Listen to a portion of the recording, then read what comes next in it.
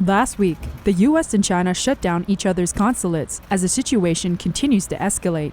On July 26th, U.S. Senator Ted Cruz indicated that the CCP has been engaged in espionage and intellectual property theft, and that more of Chinese consulates may be closed in the future. So what do the Chinese people think of this incident? Last week, the U.S. ordered the Consulate General in the People's Republic of China in Houston to close within 72 hours. On July 26th, U.S. Senator Ted Cruz indicated in the interview with the host of Face the Nation, Margaret Brennan, that the consulate was closed because it had been engaged in espionage. It had been engaged in intellectual property theft. They use it as a base for spying in Houston and throughout the Southwest.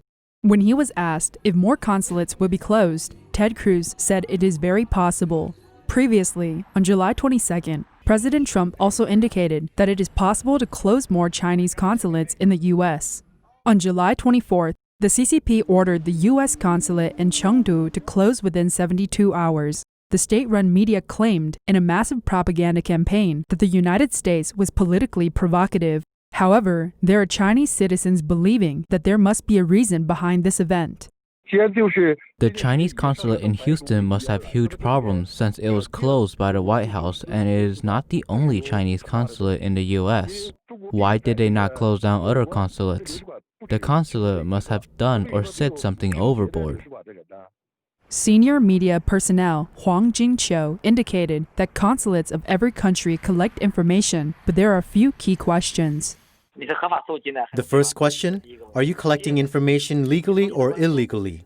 Second question, what's your approach in collecting information? Crossing or staying in line? The third question, what is the purpose of information collection? If it's just a matter of understanding the normal social situation in this country, then I think it's probably understandable.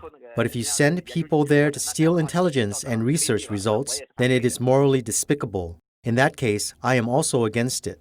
Chinese citizen Ms. Tong expressed that she is saddened by this event.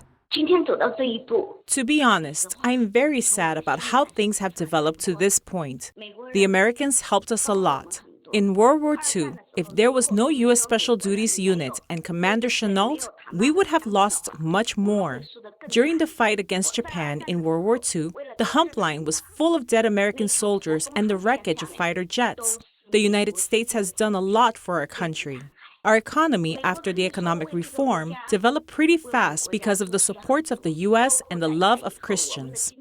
But Ms. Tong said that the Chinese Communist Party has exploited the U.S. government's policies toward China in the past few administrations, resulting in the breeding of a tiger.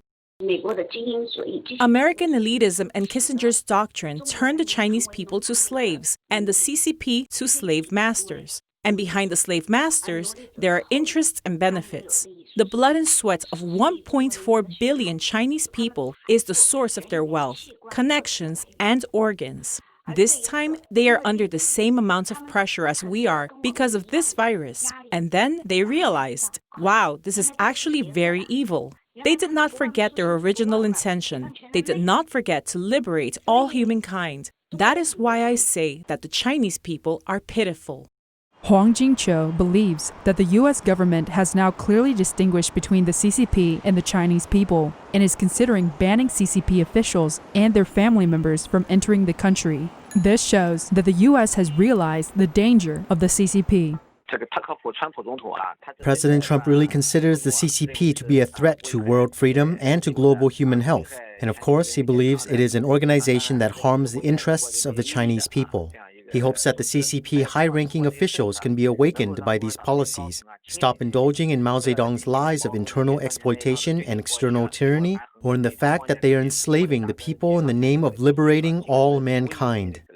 It's not just Trump and Pompeo, even if the next term isn't Trump anymore.